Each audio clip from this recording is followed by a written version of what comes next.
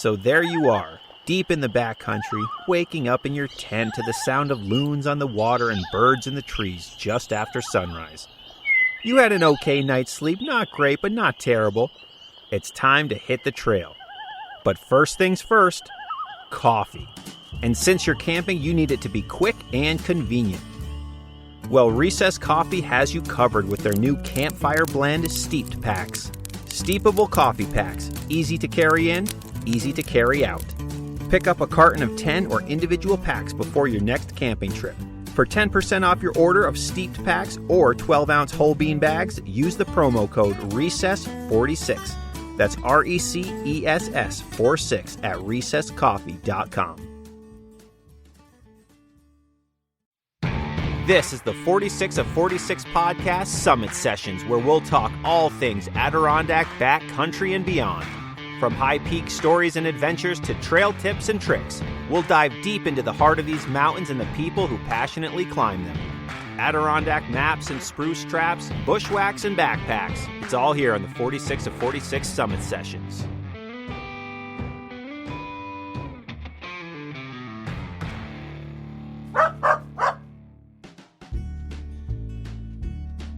Hello, everyone, and welcome back to the Summit Sessions here on the 46 of 46 podcast.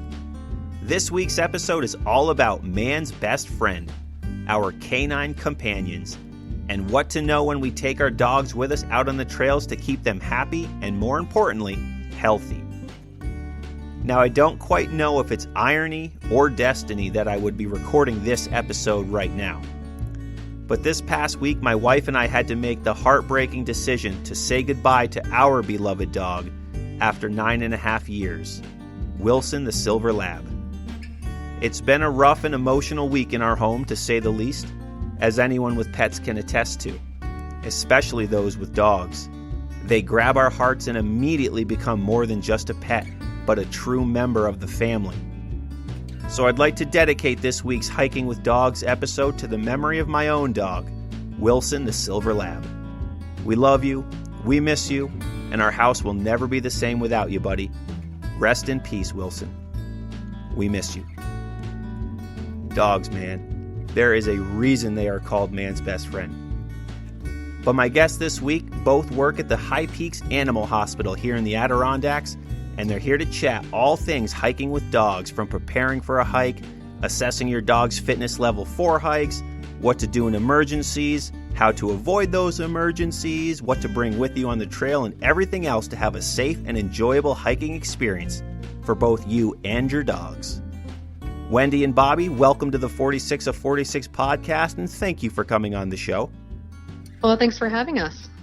Yeah, thank you so much. Absolutely. I'm really happy that you're both here to talk about this subject in particular, because really no one would know better than people with your expertise and in your line of work. So I think the information you have for us will be very enlightening and definitely great for people to hear. But before we get into it, why don't we start with a quick background about both of you? We'll start with you, Wendy. Tell us a little bit about yourself.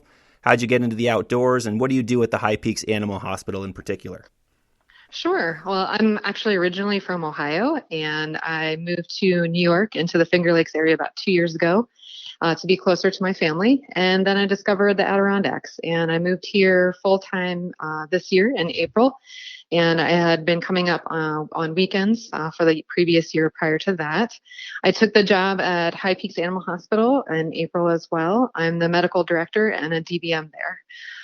Always been interested in outdoors. Growing up, my family had a fishing and hunting lodge in Northern Ontario. We didn't have electricity up there, and basically our whole summer was just hiking, swimming, boating, playing outside. And I've kind of had a love of the outdoors ever since then. Very cool. Very cool. Tell us about yourself, Bobbi. Yeah, my name is Bobbi Levesque. I'm the hospital manager at High Peaks in Ray Brook.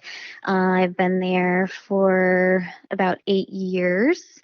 I actually grew up in Newcomb, kind of right in the center of the southern High Peaks. Sure. So I'm an Adirondack girl at heart. So I've just always had just an innate love for The Adirondacks in particular, the mountains, the lakes, the rivers, everything. I just love it here. It's home. I did leave for a while after college, spent a while in California, did a lot of traveling, and then just eventually found my way back here. I wasn't actually planning to stay when I came back, but I just kind of fell in love with the mountains all over again, and 8 years later, I'm still here. So I can very much relate to that. I had no intentions of staying here either, but the mountains kind of grab you, and then the rest is history in that regard too. Yep, so having grown up in absolutely. Lake Placid, I know that exact feeling.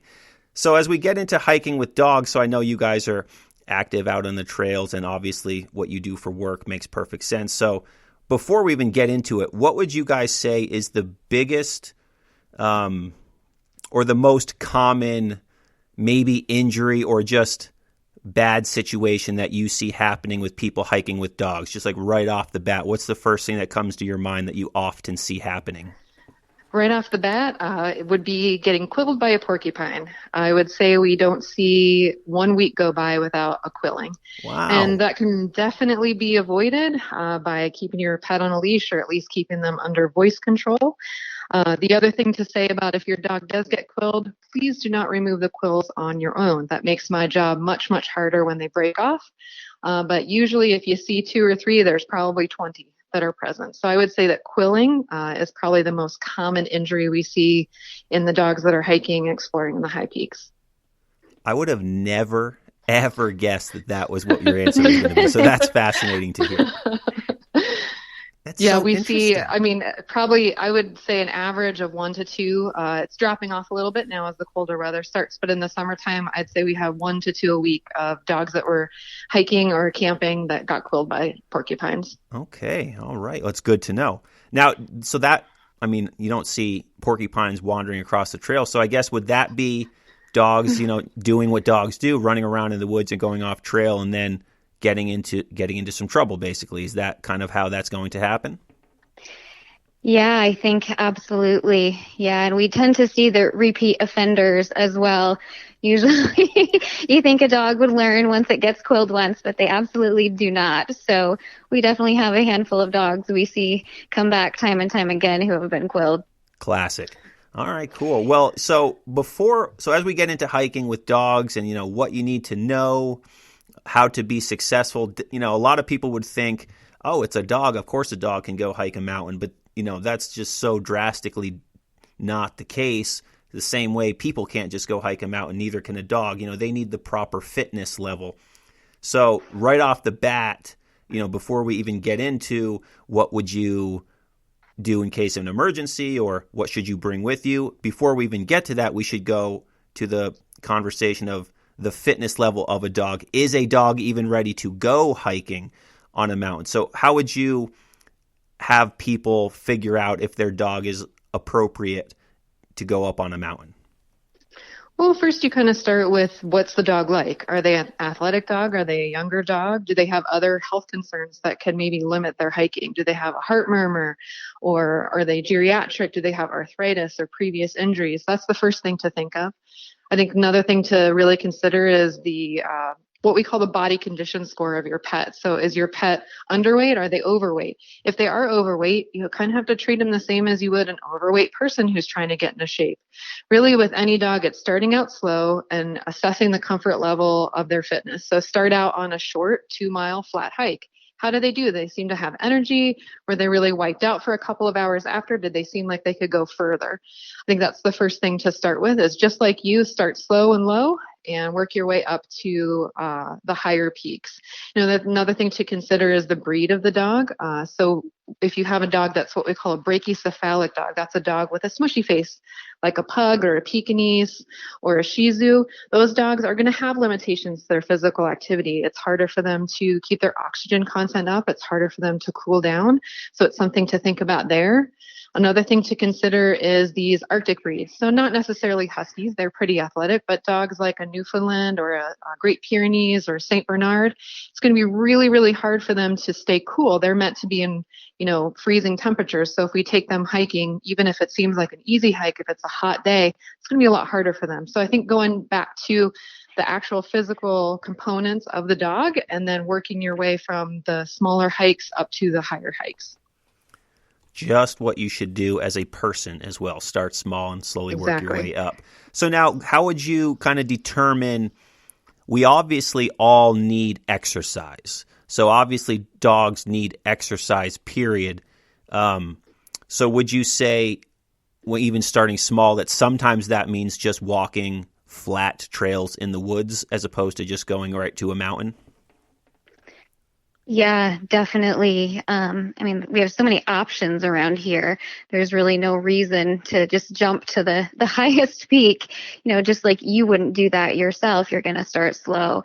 So it makes perfect sense to just start out on a nice, flat, easy trail and then, gauge your dog's performance and how they do on the hike and how they feel the next day. Are they really stiff? Are they really sore? Are they can't even stand up, or are they just bounding around? So if they seem like they've done well on that flat 2-mile hike, then, maybe next week, then, take them on a little bit longer hike or try something a little bit steeper and just kind of gradually build up. And I think another good thing is maybe if you have a dog who you've taken hiking before, but you've kind of taken a little break, don't just jump right into something big again. I actually kind of learned this firsthand.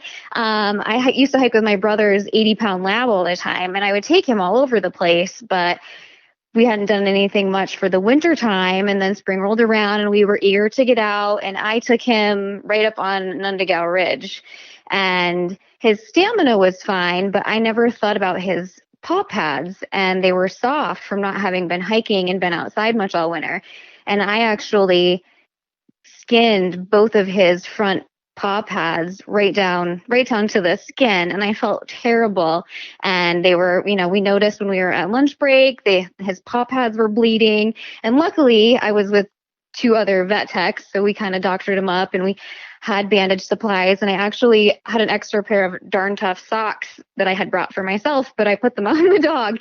So he hiked out the rest of the 2.5-mile hike with his darn tough socks on, and they held up really well.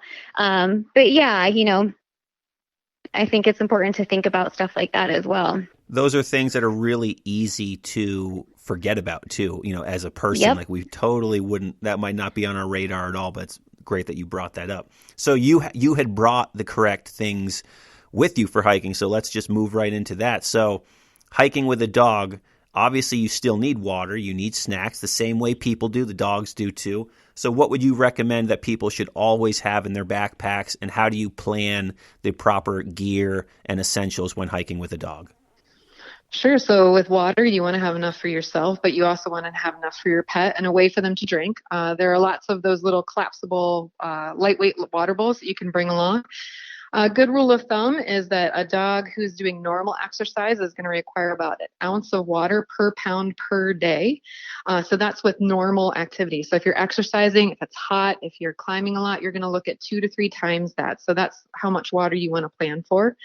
And snacks, like you're obviously going to take a nice little snack to enjoy at the summit. And your dog wants to do that as well.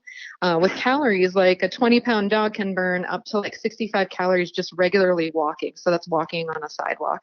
So if you're climbing, you again want to consider that's 2 to 3 times that for hiking. So you definitely want to have a summit snack for your pup as well. When you're thinking about what kind of snacks to bring, make sure it's nothing super rich or that your dog hasn't had before. You don't want to cause any GI upset on the way down.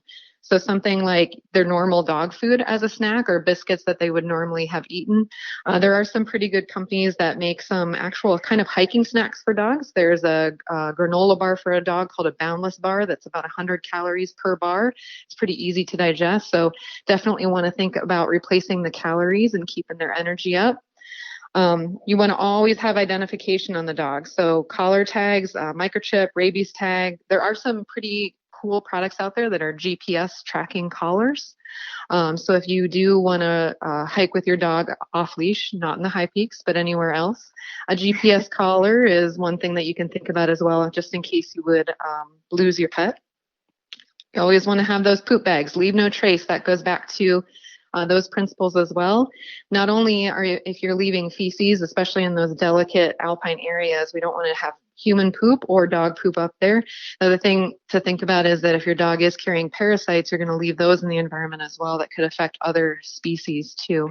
So definitely pick it up and pack it out. You should always probably have an extra leash or a collar with you.